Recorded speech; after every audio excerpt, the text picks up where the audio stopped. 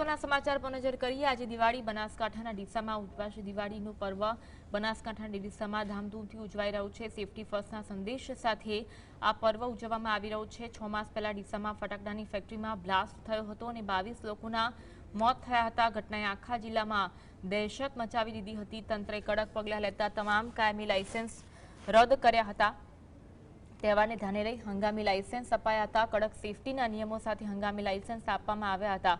ડીસા અને પાલનપુરમાં પોલીસ નગરપાલિકાના વેરિફિકેશન બાદ આ લાયસન્સ આપવામાં આવ્યા હતા। વેપારીઓએ ફાયર સેફટીથી લઈ એક્ઝિટ સુધીની તમામ વ્યવસ્થા કરી હતી। આજે દિવાળી બનાસકાંઠાના ડીસામાં સેફટી ફર્સ્ટના સંદેશ સાથે ઉજવવામાં આવે છે। 6 માસ પહેલા જે બનાવ બન્યો હતો ડીસામાં, જેમાં ફટાકડાની ફેક્ટરીમાં બ્લાસ્ટ થયો હતો, 22 લોકોના આ ઘટનામાં મોત થયા હતા। ઘટનાએ આખા જિલ્લામાં દહેશત મચાવી હતી। તંત્રે કડક પગલાં લેતા તમામ કાયમી લાયસન્સ રદ કર્યા હતા। તહેવારને ધ્યાને લઈ હંગામી લાયસન્સ અપાયા। કડક સેફટીના નિયમો સાથે લાયસન્સ આપવામાં આવ્યા હતા। ત્યારે ડીસા બનાસકાંઠામાં સેફટી ફર્સ્ટના સંદેશ સાથે દિવાળી પર્વની ઉજવણી થઈ રહી છે। પહેલા સેફટી અને ત્યારબાદ દિવાળી પર્વની ઉજવણી એ સંદેશ સાથે આ પર્વની ઉજવણી કરવામાં આવી રહી છે।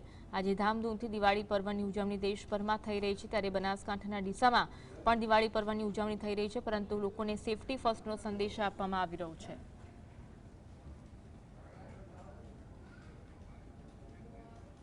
આજ અંગે વધુ વાત કરીશું। સંવાદદાતા ધ્રુવ અમારી સાથે લાઈવ જોડાયા છે।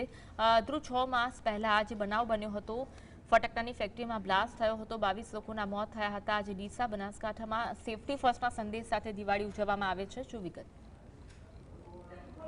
ચોક્કસ રીતે બનાસકાંઠા જિલ્લાના અંદર ડીસા પંથકના અંદર 6 માસ અગાઉ જે રીતે ડીસાના અંદર ફટાકડાનો બ્લાસ્ટ થયો હતો, જેમાં 22 જે પરિપ્રાપ્ત યુવક હતા તે લોકોના મોત નીપજ્યા હતા ને તેના કારણે આખા બનાસકાંઠા જિલ્લાના અંદર દહેશતનો માહોલ સર્જાયો હતો। તેના કારણે જે રીતે દિવાળીનું વેચાણ કરતા ફટાકડાના વેપારીઓ છે તેઓનું જે કાયમી લાયસન્સ હતું તે તંત્ર દ્વારા બંધ કરવામાં આવ્યું હતું, રદ કરવામાં આવ્યું હતું, અને તે બાદ જે રીતે હંગામી લાયસન્સ વેપારીઓને આખરે શરતો અને નિયમોના આધીન તે લોકોને આપવામાં આવ્યું છે, અને તેને લઈને આજે વેપારીઓ છે તેઓ પોતાનો માલ છે તે વેચાણ કરી રહ્યા છે। આજે ખુલ્લી ગાડીની ખરીદી પણ ડીસા પંથકમાં જોવા મળી રહી છે। ખાસ કરીને આજે જે ડીસા પંથકની વાત કરીએ તો સેફટી ફર્સ્ટનો સંદેશ પણ જે વેપારીઓ છે તે આપી રહ્યા છે। મારે કેમેરામેન દ્રશ્ય બતાવી રહ્યા છે તે ગ્રાહકો છે તે ખુલ્લી ગાડીની ખરીદીમાં વ્યસ્ત જોવા મળી રહ્યા છે, કારણ કે દિવસે બનાસકાંઠા જિલ્લાના ડીસા પંથકના અંદર જે રીતે ફટાકડાનો બ્લાસ્ટ થયો હતો તેના કારણે શીખ પણ લેવામાં આવી હતી। આને લઈને અત્યારે વેપારીઓ છે તે એલર્ટ છે અને તંત્ર પણ એલર્ટ બન્યું છે। જી, આભાર ધ્રુવ,